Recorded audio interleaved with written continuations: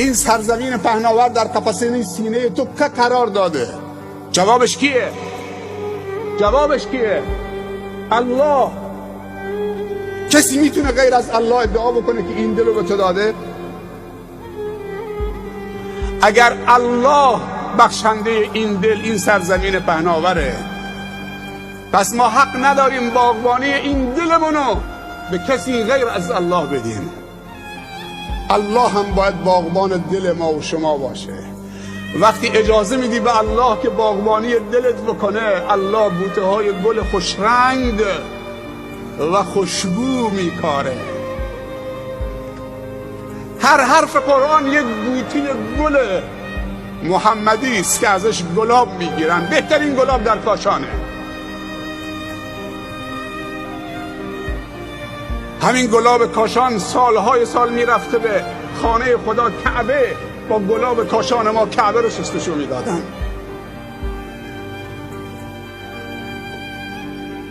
اگر باغبانی دلمون رو به الله بدیم و الله باغبان دلمون باشه، هر نقطه پهناور این زمین پهناور که دل ما و شما باشه یک بوته گله، هم خوشرنگ و جذاب و هم خوشبو و معطر. اما اگر خدای نکرده این سرزمین پهناور رو به ابلیس و شیطان دادید، بذر چی میکاره؟ اگه باغبان دل ما و شما ابلیس و شیطان شد، بذر کینه، نفاق، شهوت، معصیت، فساد، ظلم، تباهی، گناه، خیانت، غدر، حسادت، دیگه هر روز باید سینت اینطوری بگیرید. این سینه رو میفشاره تو. معصیت سینه انسان، دل تو سینه میفشاره. سیاه رگ ها اگر فعال شدن، خونهای فاسد و وارد چه قلب تو میکنن. پیامبر صلی الله علیه و سلم میگه که یک پارچه گوشی در قفسه سینه توست که اون دل اسمش قلبه. اذا صلح صلح الجسد کله و اذا فسدت فسد الجسد کله الا وهی القلب. یک تکه گوشی به اندازه کف دست اگر صالح شد، اینجاست که خون پمپاژ میکنه، خون معنوی که حیات ما به اون مرتبطه. اینجا نباید لانه شیطان باشه. انسان مسلمان باید مثل قطره باران باشه. همونطور که پیامبر ما صلی الله علیه و سلم رحمتا للعالمین بود و ما ارسلناک الا رحمتا للعالمین. پیامبر صلی الله علیه و سلم رحمت برای انسان ها نبود، برای مسلمان ها تنها نبود، برای همه انسان ها بود. برای انسان ها تنها نبود، برای کل عالمیان بود. واقعا برای همه رحمت بود. میازار موری که دانه کش است، که جان دارد و جان شیرین خوش است. همون پیامبری که درباره خون انسان و حرمت خون انسان و حیات انسان آنچنان صحبت کرده و آبروی انسان و مسلمان، همون پیامبر در ریختن خون حتی حیوان حلال گوشت. ان الله كتب الاحسان على كل شيء.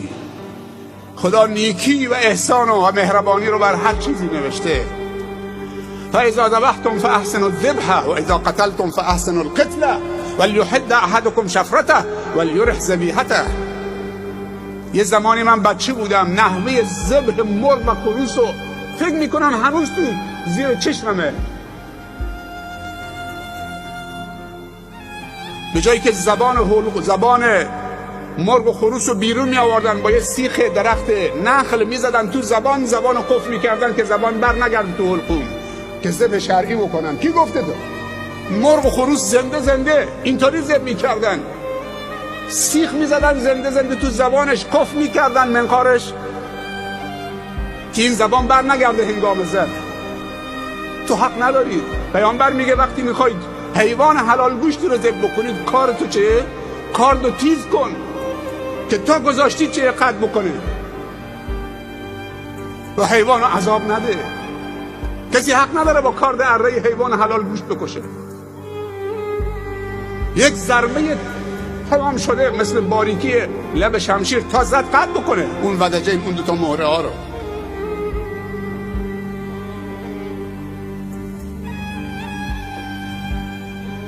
این حیوان حلال گوشتی که گفته چه بعضی بلند میکنن، یعنی هنوز کار نگذاشته مرده. حضرت علی رضی الله عنه وقتی خنجر خورد از دست اون ابن ملجم خارجی، خنجر تو پیشونیش بود، زد پنجه، با این پنجهش زد دسته خنجر رو گرفت، گفت فزت و رب الکعبه، رستگار شدم به رب کعبه قسم.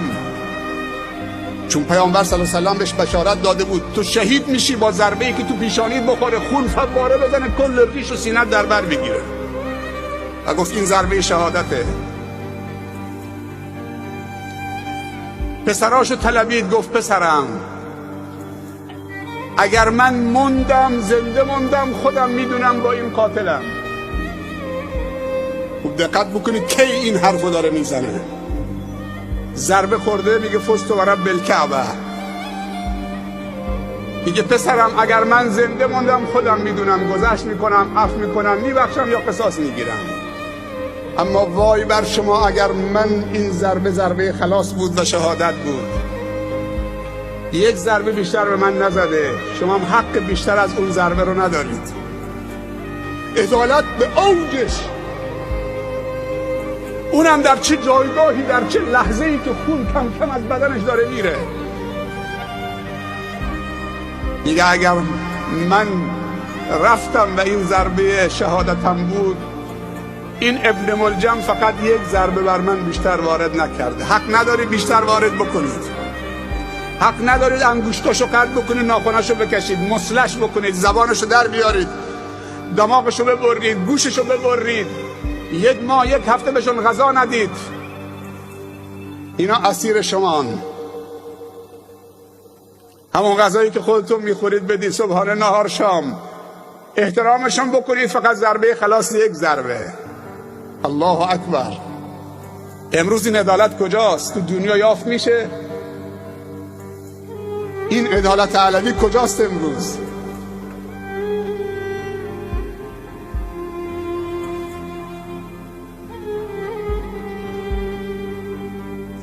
اونها انسانهای بزرگ بودن که مسیر تاریخ بشریت رو رقم زدن، صبور بودن. دو، افق دیدت و نگاهتو بلند کردن. ما وقتی بچه بودیم تو شهر خودمون تو سورو میگفتن هر کسی نگاه سر بینیش بکنه کاچ میشه. میدونی کاچ میشه یعنی چی؟ نمیدونم شما چی میگی؟ یعنی کافیه که 5 دقیقه نگاه سر بینید بکنید، سر دور میزنید تق میافتید. بیا اینجا بیست، 5 دقیقه نگاه سر بینید بکن، چشمت به این طرف این طرف میره. ولی وقتی این نگاه تو از سر بینید بلند میکنید دورتر میره، تعادلت حفظ میشه. هر چی دیدت بلندتر باشه وسعت دیدت وسیع‌تر خواهد شد، بزرگتر خواهد شد. شما روی زمین نگاه کن چقدر وسیع دارید، چقدر وسعت دارید. برو بالاتر، رو دکلی بیست، بالای اون مناره گنبد برو، بعد از اون بالا نگاه کن. برو بلندی کوه، از اون پایین نگاه کن. برو تو هلیکوپتر، برو تو هواپیما، از اون بالا به زمین نگاه کن، چقدر وسعت دیدت بزرگ میشه. اونهایی که دل بزرگ دارن وسعت دیدشون خیلی بزرگه. پیامبر صلی الله علیه و سلم از جزیره العرب خارج نشد ولی نگاهش رفت تا آفاق. ما 300 میلیون نفر جمعیت مسلمان شافعی مذهب مالایو داریم در جنوب شرق آسیا. 250 میلیونشون در اندونزی هستن، بزرگترین کشور اسلامی از نظر جمعیت. مالایو 16 میلیون در مالازی، در برونای، در سنگاپور، در جنوب تایلند. 300 میلیون با اخلاق تجار مسلمان شدن. پیامبر از جزیره العرب خارج نشد، 2 بار خارج شد، یک بار در نوجوانی، یک بار در جوانی، در قافله خدیجه رفت. ولی دینش تا کجا رفته؟ به آفاق رسیده، چون به همه فکر میکرد. نگاهش خیلی بلند بود. نگاهتون رو به حسینه چهره منحصر نکنید، بچه هاتون رو بذارید بزرگ بشن، نگاهشون جهانی بکنید. چین عرب همارا، هندوستان همارا، مسلم هموطن ہے، سارا جهان همارا. علامه اقبال لاهوری میگه این 2 تا سبب برای انشراح صدر. اما سبب سوم که خیلی مهمه، مخالف پذیری در کنار خودت. کسی که با تو اختلاف سلیقه داره، اختلاف نظر داره، اختلاف مذهب داره، اختلاف دین داره، اختلاف ایده داره، اختلاف فکر داره، این که بتونی بپذیری یک زندگی مسالمت آمیز در کنار همدیگه داشته باشید. عیسی به دینش، موسی به دینش، هر کسی کسی رو قانع کرد اختیار داره. در یک جوی از مهربانی، صفا و صمیمیت در کنار همدیگه. انسان‌هایی که دلشون کوچکه میتونن مخالف بپذیرن، فقط نابود کن، حذف کن، دور کن. اینا دلهاشون خیلی کوچکه. سومین نشانه انشراح صدر مخالف پذیری در کنار خودت، فرهنگ همزیستی و تعایش. چقدر زیباست که به مخالفمون فرصت بدیم، قضاوت نکنیم. تو حق نداری درباره هیچ کس قضاوت بکنی، احکم الحاکمین خودشه.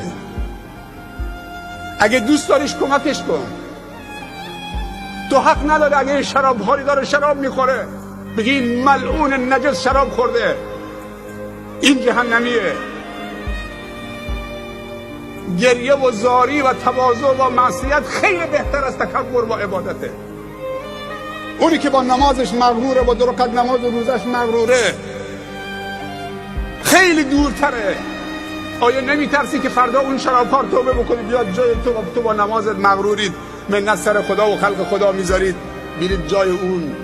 بعضی انسان ها پشت تسبیحشون قایم شدن، بعضی انسان ها پشت حجشون قایم شدن. طرف فکر میکنه وقتی رفت حاجی شد دیگه هر کاری دلش میخواد بکنه، یه مجوز حج رفتن. بعضی ها پشت نمازشون قایم شدن، هر کسی نماز میخونه دیگه آزاده. اینطوری نیست. اگه راست میگی کمکش کن تا دست از این شراب بکشه. علمای ما عادت کردن فقط میرن مسجد، مدرسه دینی، مسجد، مدرسه دینی، تو بازار نمیرن چون اونجا اهل معصیتن. اگه گاه وقتم تو بازار برن اینطوری باید برن که چشمشون به نامحرم نیفته. پس بشین تو خونه تا جوانا بیان، برو تو مسجد بشین تا جوانا بیان، برو تو مدرسه دینی بشین دور خودت هم یه دیوار بکش تا جوانا بیان. با تو مسئول متدینین هستی، مسئول اونا هم هستید. اونا بگردن تو حق دارن. علما تو عروسی نمیرن که اونجا، اگه بزرگان تو عروسی نمیرن، تو بازار نرن، تو محل کار مردم نرن، تو دانشگاه نرن، کنار ساحل نرن، تو پارک نرن. طوری شده که علما دیگه روشون نمیشه تو پارک برن، روشون نمیشه تو بازار برن. با بازار یثرب یه روزی دست یهود بود. اقتصاد یثرب قبل از هجرت رسول الله صلی الله علیه و دست یهود بود. 3 قبیله بزرگ یهود در یثرب زندگی میکردن، قبیله بنی نظیر و بنی قینقاع و بنی قریظه. وقتی پیامبر صلی الله علیه و سلم رفت نگفت برید بازارشون رو نابود بکنید. حرفه، فن، تجارت، بازار، کشاورزی دست یهود بود. پیامبر یکی یکی صحابه رو فرستاد تو بازار. به جایی رسید که بازار مدینه دست عشره مبشره به بهشت افتاد. عبدالله ابن عمر رضی الله عنهما گاه وقتی با یک غلامی داشت میرفت تو بازار، مغازه به مغازه سلام میکرد، دعای برکت میکرد، میرن مغازه بعدی. بعد غلامش میگفت سرورم، سیدم، چیزی نخریدید؟ بازار محل خرید و فروشه. گفت چرا نمیفهمی؟ ما رفتیم بر اهل بازار سلام بکنیم، دعای برکت بکنیم، انگیزه بهشون بدیم تا این سنگر رو حفظ بکنیم. انسانهای بی تقوا اگر بازار رو قبضه کردن، اقتصاد، مالی هم که کمک میکنن، اصلا اقتصاد وقتی که مسموم شد دیگه نه نماز جواب میده، نه روزه جواب میده، نه تلاوت قرآن جواب میده، نه حج جواب میده. اقتصاد رو باید سالم نگه داشت، فرهنگ رو باید سالم نگه داشت. اگر امکان گناه و استمرار گناه برای انسان ممکن نباشد، توبه فایده‌ای ندارد.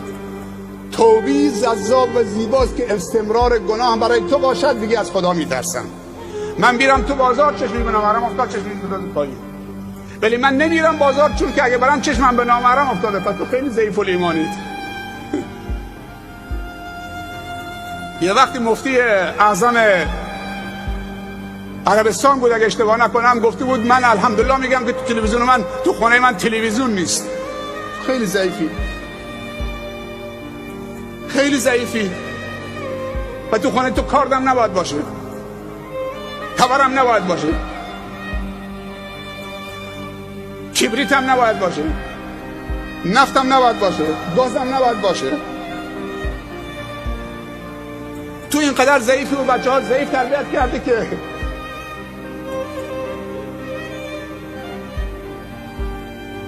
و این معاذالله کجاست؟ و معاذالله کجاست؟ برای هر یوسفی زلیخایی هست. زلیخان به یوسف گفت هیت لک، گفت معاذالله انه ربی احسن مثوای. پدیده ها رو نمیشه از همه گرفت، جمعش کرد. پدیده ها باید جهت داد. اینترنت پدیده هست، فضای مجازی، این امکاناتی که الان هست، همین امکاناتی که اینجاست الان این برنامه رو جهانی کرده، آنلاین داره پخش میشه دنیا به زبانهای مختلف. حداقل 150 میلیون نفر فارسی زبان دارن مشاهده میکنن. چقدر فایده داره؟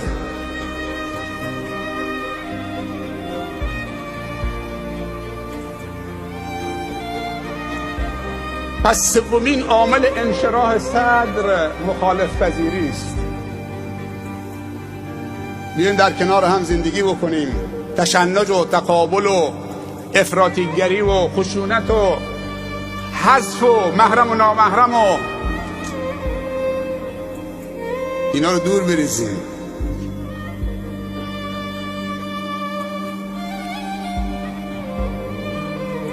خب امشب عروسیه، خیلی برنامه خوب دوستان ارائه دادن، خیلی عالی بود، خیلی عالی بود، چیزهای خیلی خوب شنیدیم.